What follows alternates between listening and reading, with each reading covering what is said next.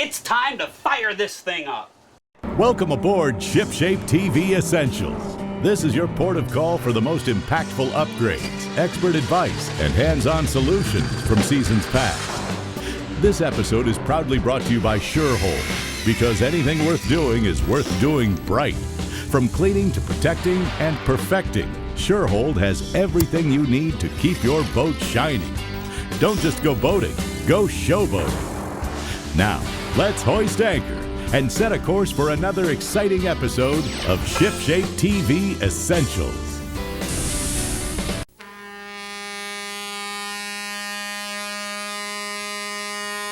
If boating's your game, then you'll agree. ShipShape is the way to be. Out on the lake or on the sea, ShipShape means trouble-free. ShipShape means being neater.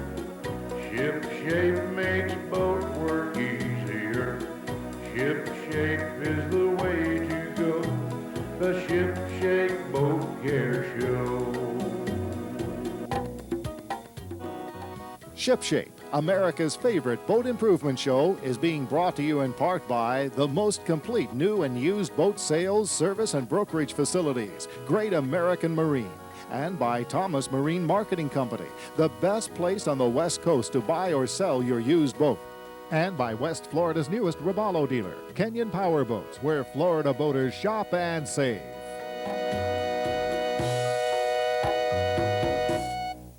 Thanks for tuning in to ShipShape, the boat improvement show. I'm John Greviskis, and this is my partner, Burt Dell. Howdy, folks. Today we're on location at Jupiter 31 in Palm Beach County, and we're going to be showing you how these boats are actually put together. And if there's a project that you'd like us to cover, drop us a line or send us a fax. Write down your inquiries and send them to ShipShape TV, P.O. Box 31561, Palm Beach Gardens, Florida, 33420. Or fax us your suggestions at area code 561-626-4348. And when we come back, we'll introduce you to Nick Scafidi, the General Manager of Jupiter 31. So stay tuned.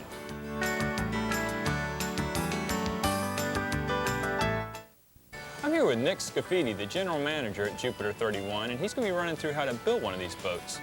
Good morning, Nick. How are you? Bert, what we have here is a quarter section of a Jupiter 31. This is an exact inside-out look of one of our boats. What we have is, we start with our hull. And our Jupiter 31 hull, in order to build a boat or any fiberglass part, first we need to pick a color and spray gel coat to our molds. We spray an isothalic armor coat gel coat, which has a 5-year anti-fade warranty on all our molds. After the gel coat cures, we then lay 2 layers of 1.5 ounce mat. Now the mat material doesn't really have much strength. All the mat does is prevent any print through from our thicker biaxial material, which we're then going to lay. The biaxial is a 1708 knitted fiberglass. This biaxial uses a 45-degree knit. If you look close, you'll see that we have strands of glass running this way and this way. The strands are also very tight. Typically, throughout years, boats have been built out of a material called woven roven. Woven roven is a very thick glass material, which there's a lot of air gaps in between the material. Looks like that, like woven rope then. Exactly, just like woven roven, looks like a checkerboard. Right. Well, all those air gaps require more resin. So the more resin we have to use to saturate this material, the weaker the part or product becomes. So with this tight-knit material, we do not have to use as much resin in the construction. This material is used throughout the whole boat. The bottoms of the boat have 11 hand-laid layers of this, and you can see each white line is a separate layer. So each time we have to lay the material down, let it cure, and then another, etc. So this stuff's a lot stronger than the woven roven. Much more stronger. As a matter of fact, we could probably build this boat with only half the amount of materials that we do. The reason we use as many as we do are, number one, we wanted the boat to have a little bit of weight. As you know, in the ocean, if we have a light boat, we have a boat that's very quirky and bounces around. We chose to add our weight through the boat by using extra material, also allowing us to give one of the only lifetime warranties in the industry. But we also use a material called CoreCell. This is a core material which was designed to replace wood throughout a boat. We use this material on our hull sides, our decks, hatches, liners, etc. Anywhere on the boat where we need to absorb energy. The reason we don't use it on the bottom of the boat is we want to maintain the solid fiberglass feel throughout the bottom of the boat and strength. But on the sides, we vacuum bag the material along the sides. Now, vacuum bagging is a way of taking this material, applying a glue, a core bond, putting it to the side of the boat, covering it in a plastic sheet, and sucking it in as tight as possible to the side of the boat to eliminate any air between core and glass. So you get a glove fit. Exactly. There's absolutely no space and no rattle throughout the boat. After the material is dried and cured, we then cover it with another layer of fiberglass. We also use hollow fiberglass stringers. We build the stringers out of the same knitted biaxial in a channel construction. Those stringers then tie in across the whole bottom of the boat, again to absorb energy and to keep the boat from flexing. Also, to avoid any flex in the boat, we take all of our inner boxes, whether it's a storage box or a live well, we also bond those boxes to the hull. Once those boxes are bonded in, each box acts as an internal structural bulkhead. So it's a twofold reason for having that box in. That's very smart. Thank you. We use another material on our transoms, which is called Airex. The Airex material is, again, a higher density type of core material which eliminates the wood. Burt, if you'd like, we can go into our glass shop and I'll show you how we actually build pieces of fiberglass in parts. Great. Burt, here we are in our main production area. Mike behind us is going to actually gel coat a mold for us. What he's going to do is spray on the first step, which is the white gel coat. Let's watch him do that. All right.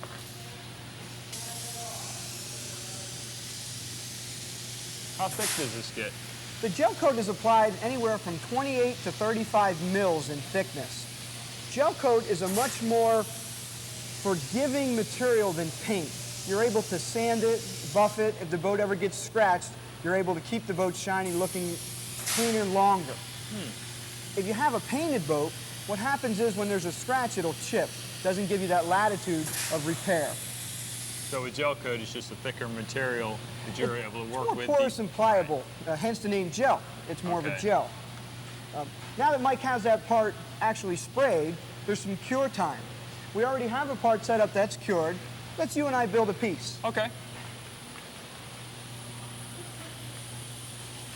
Burt, behind me here, what we have is a resin gun.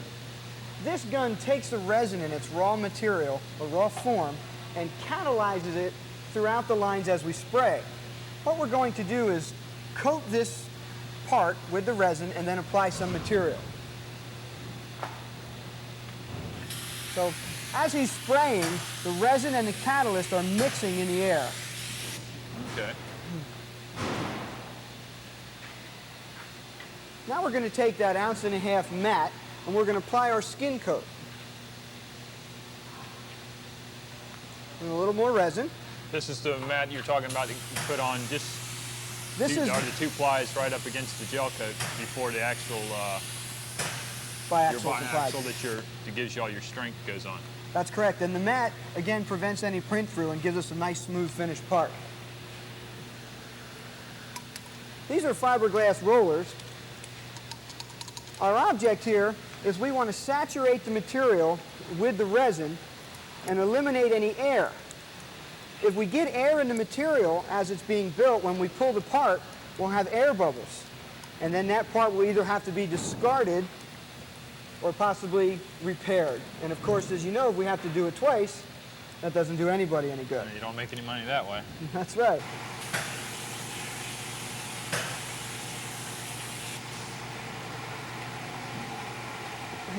Why don't you grab that half? Now the biaxial, again, is where we get our strength. This is what's going to make this part be rigid and strong. And we'll get a little more resin on there.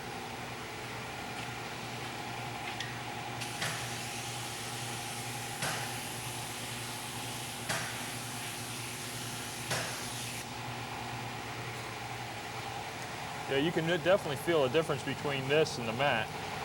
That's stronger, Burt. You want to take your resin and you want to push it around to increase the saturation throughout. Now when we build our hulls, we use a squeegee because we're working on the side. Yeah. We'll take a large squeegee and we'll squeegee out any excess resin. And what we're doing there is we're minimizing our resin to glass ratio. So if you get too much resin, you want to take it here and you want to roll it off the part because again, that excess resin. Yeah, roll it right up and off onto that flange, and that's where that flange comes in handy again. What we would normally do is we will mix up that core bond agent after this is dry, and we will apply it to the mold and then install the core. Now the reason we use core, this is a hatch by the way, the reason we use the core is so when you're walking throughout the boat and you step on a hatch, there's no flex. So the deck is cored, the hatches are cored, and again that eliminates the need for any wood. Why don't we take a look at what this part's going to look like as we pull it away from the mold. Okay. Burt, this is a little larger part. This is our one-piece inner liner, which fits inside the boat. And what they're doing is they're applying their last layer of biaxial. The core has already been placed, and they're going to use the squeegee technique that we just spoke about in order to remove any excess resin. All right. And this works all the air to the top? Brings the air to the top. It allows them to saturate the material without having too much resin, and then they pull the excess material off, or the excess resin off of the part. Well, it looks like these guys are working hard. Why don't we go over and see how our hatch is doing? All right. Well, looks like our part's about done, Burt. Yeah, what's this material over the core now? Okay, our core material has been bonded in, and we took another layer of the knitted biaxial and put it on top of the core. That adds more rigidity, and it helps hold the core in forever. So this hatch is very, very strong then? Correct. With the biaxial on both sides. The hatch is as strong as the deck itself that you're walking on, and when you're walking across the boat, it feels like it's the whole deck, not a hatch that you're walking on. So you don't get any of that springiness on? None at all. Okay. Let's see if she'll come off of there. We want to take our wedge and go along the flange and see if we can get it to pop loose. There it goes. You should be able to lift it right off. All right. Give it a pull here. All right. There it is. Good job, Burt. And there's our finished product. Well, looks like you're about ready to build boats. Yeah. Speaking of boats, behind us we've got a hull ready to come out of the mold. Oh, this ought to be neat. We can actually watch the whole boat being removed from the mold, and it's like a birth. It's a very special time around here. Usually all the guys come and watch it happen. It's another Jupiter 31 born. Great. How many do you have so far now? So far we have 77, 78 boats on the water running. The boat that's in the mold right now is number 80, and we have orders through 90 at this point. Burt, this is our Jupiter 31 hull mold, and inside is a finished boat. That boat has been in this mold for 2 weeks during its complete layup process.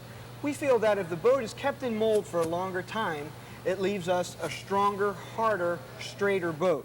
How long does it take a hull to actually cure then? A hull could actually cure, depending on the layup schedule, in as few as maybe 5 or 6 days. We choose to let it cure for a full 14 days to be a stronger boat. What's going to happen now is the guys are going to go ahead and lift it out. Let's watch that happen. Okay.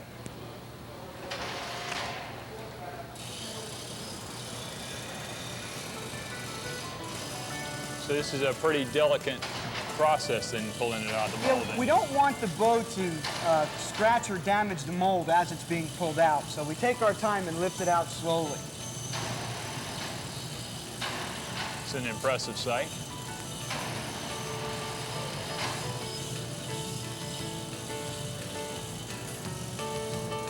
Stay tuned. Ship Shape's heading right back at you.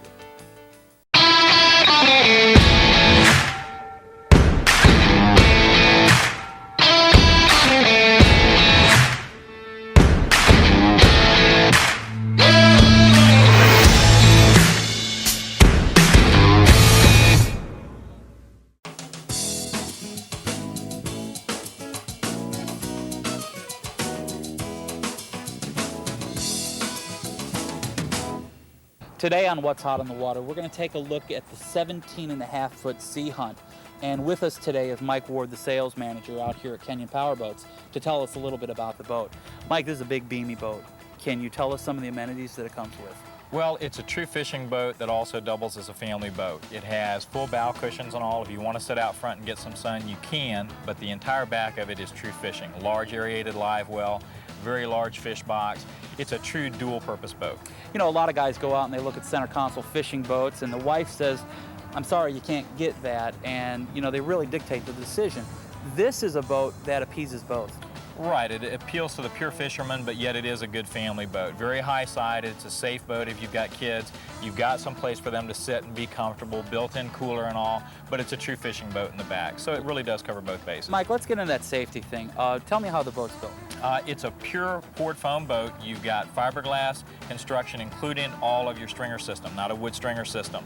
So you get very good hull to interliner contact. It's a very long-term boat. It's a boat you can buy, basically keep the boat forever, repower it a few times. It's just a great investment type boat. Well, let's talk about the power. What kind of power do you put on? This particular package, we've got a 90 horsepower Mercury on it with power trim and tilt and oil injection. Gives you a boat that you can ski with if you want to, yet it's a fuel efficient enough boat that it makes a good fishing boat. How fast will the boat go? It's about a 44-mile-an-hour boat with a standard prop on it. Now, you've used a pretty high-end aluminum trailer. You've put a high-end aluminum trailer here. Right. We've tried to keep the package in the theory of the boat being a high-end boat and motor. We're putting a full aluminum trailer on it, a Continental trailer, aluminum cross beams on it. It's got upright guides. It's got bearing protection, polyurethane rollers, keeping you a very long-term type trailer to go with a long-term type boat. Give us the price. What are we looking at? Right now, we've got introductory pricing on the dual console, boat, motor, and trailer at $13,950. Mike, why would somebody consider buying a boat from Kenyon? Well, Kenyon has been in business for over 60 years. We've got far and away the largest boat service department around, 8 service bays, an in-water service tank, factory service on every brand just about that there is. We can take cars in on trade. We've been here yesterday. We're going to be here tomorrow. Okay, fantastic. Let's talk about how we get to Kenyon Power Boats. Well, depending on what area you're coming from, if you're coming from South, Sarasota, Bradenton, somewhere down in there, just come across the Skyway, onto US 19, stay heading north on 19. When you get to East Bay, you've got about 3 miles to go. We're up on the left-hand side of 19 before you get to 60. What if you're coming from like Tampa? Come across 275 to the 60 exit, which is going to be the Courtney Campbell Causeway. Come across Courtney Campbell until you get to 19. Take a left on US 19. We're about a quarter mile down on the right. Mike, you have over 300 boats here on the lot for people to come down and actually touch and feel and experience. Tell me some of the lines. Well, we're the largest single-point bayliner dealer in the entire world. We do bayliner, we do Robalo, Maxim, Sea Hunt, Sea Cat, Starcraft, pretty much a boat to fit any type of boating need. Well, you know, a lot of people are sitting on their couches right now. What kind of incentive can we get them to get off the couch and come on down to Kenyon and look at this boat? If they come down now and mention the fact that they saw us on ShipShape TV, we'll go ahead and throw them in a complete Coast Guard kit for any boat, motor, trailer package they buy. What's the value of something like that? It's up to $200, and it gives them everything they need. Life jackets, flares, fire extinguishers, anchors, lines, everything they need to get started in boating. It's a reason to get moving. Take a look at the Sea Hunt 17.5-foot boat. You'll want to talk with Mike Ward, the sales manager out here at Kenyon Power Boats. You'll be glad you did.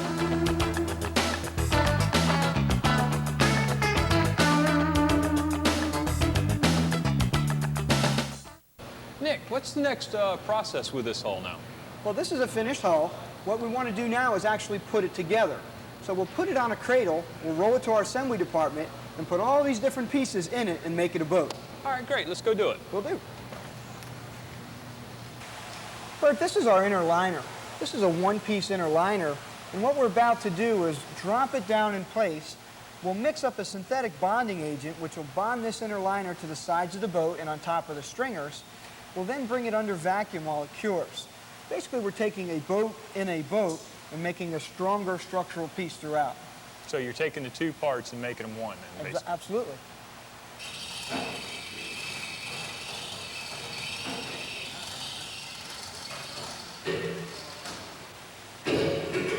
Nick, I know the interliner's in, and I can see the top cap going on. What actually is the process here?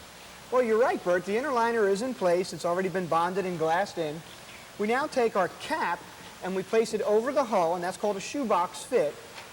We take that bolt through, and we're drilling through the cap, the hull, and the liner, and bolt everything all in once together. So it makes it very strong then. Exactly. What that is it allows no movement between any of the three pieces, and this is a three-piece construction. Once they're done bolting the inner liner and cap together, they'll install the hatches, and the boat will go to our rigging department, and from there will be assembled the rest of the way. But speaking of hatches, why don't we go see how that hatch we built's coming along? All right.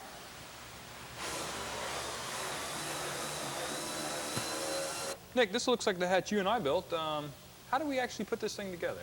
Typically in a boat, Burt, most hatches are left unfinished and painted with a gel coat and installed. Here at Jupiter 31, we build inner liners for all our hatches. We trowel out a bonding material throughout this hatch, and we take the two pieces and we glue them together. That makes it look very nice. Gives the customer a real nice finished look. Over here we have one that's already cured, and we can see how it turned out. All right, pull these clamps off. Now this hatch has been set to a certain thickness so it matches the deck of the boat. And there it is, all done, ready to go in. Makes it pretty strong. Sure does.